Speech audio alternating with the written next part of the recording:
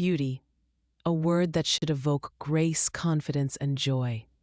Yet throughout history, it has been twisted into something darker: pain, control, and sacrifice. Would you break your bones, destroy your health, endure procedures so agonizing they could kill you, all to be called beautiful? People did, and some still do. These are some of the most extreme beauty standards from around the world, practices so painful, so dangerous, they border on torture. Yet for centuries, they were considered normal, even necessary. The lotus feet, somewhere in China between 10th to 19th century.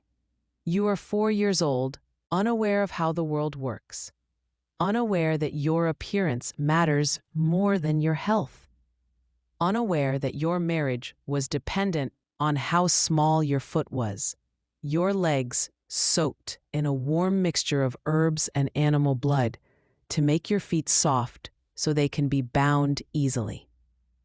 You look up at your mother, watching her hands move with the bandages, her face set with grim determination. She had told you that this will help make you more beautiful, that people would love you more.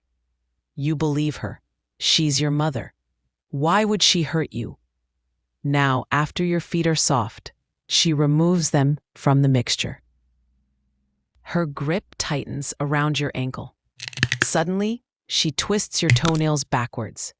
You feel the crack, the sharp, blinding pain shooting through your body. You scream, you cry, you beg her to stop, but she doesn't.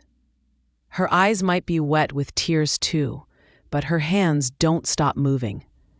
She takes a cloth and binds your broken toenails so they don't come out. She keeps binding your feet, wrapping tighter and tighter, until they look like this, completely deformed, unnatural. The pain is unbearable.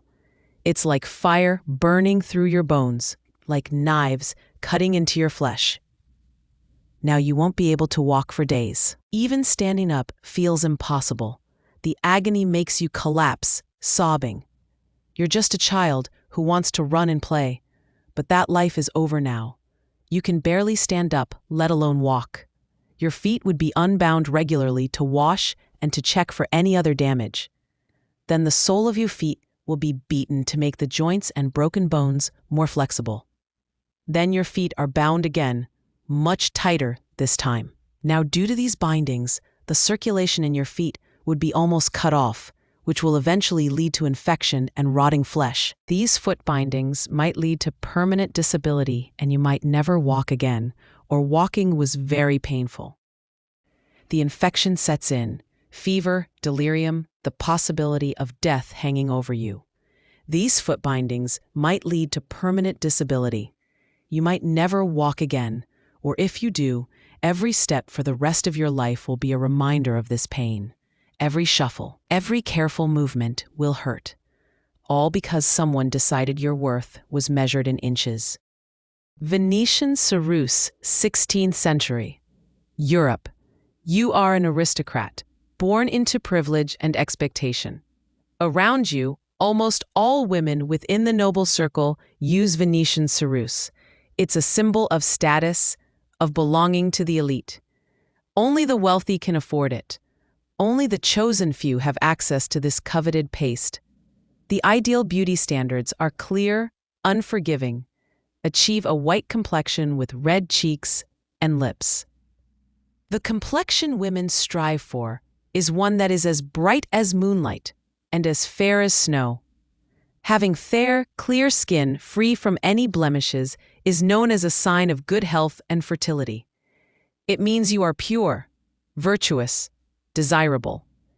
You watch the other aristocratic women glide through ballrooms, their faces luminous and pale, catching the candlelight like porcelain dolls. They are admired. They are pursued. They are everything you're told you should be. You wouldn't want to be left behind your peers, so you start doing the same. You sit in front of a mirror with a clay bowl containing lead and vinegar that is ground to make a cosmetic paint, and use it on your face, unaware that it's actually poison. Now, you might look pretty initially, but over the time, the lead will corrode skin, causing ulcers, rashes, and scarring. It would also cause hair fall, tooth decay, but you can't stop using. You can't let anyone see what's underneath, so you pile on more ceruse, more paint, more poison. It may also cause lead poisoning, causing chronic fatigue, tremors, headaches, abdominal pain, constipation, nausea and vomiting issues, kidney and liver failure, and then eventually cause death. O Haguru, somewhere in Japan between 10th to 19th century, you are a young woman on the cusp of a significant moment in your life, perhaps marriage, perhaps coming of age, perhaps entering the world of the geisha. This is a threshold you're about to cross, and it will mark you forever, where the whole world beyond your shores admires white teeth as a sign of beauty. But here in Japan, black teeth are the mark of elegance, maturity, and status. This is what separates girls from women, what distinguishes the refined from the common. You've watched the older women in your family, the married ladies of the aristocracy, the graceful geisha gliding through the streets. Their smiles reveal teeth as dark as lacquer, as black as polished ebony. When they laugh, when they speak, that darkness is a declaration. They are women of culture, of position, of respectability. You've spent your childhood observing them, knowing that one day this transformation would be yours too. Now that day has arrived. You dip the brush into mixture of vinegar and iron filings and bring it to your mouth. You carefully paint each tooth. The first few days are an adjustment.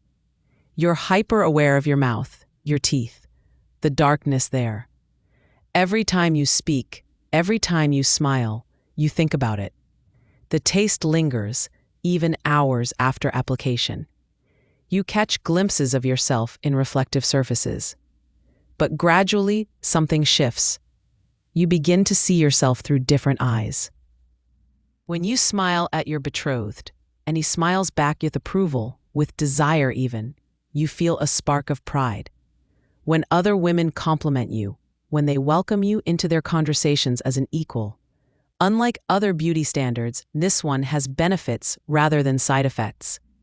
This mixture of iron and vinegar that seems so harsh is actually protecting you.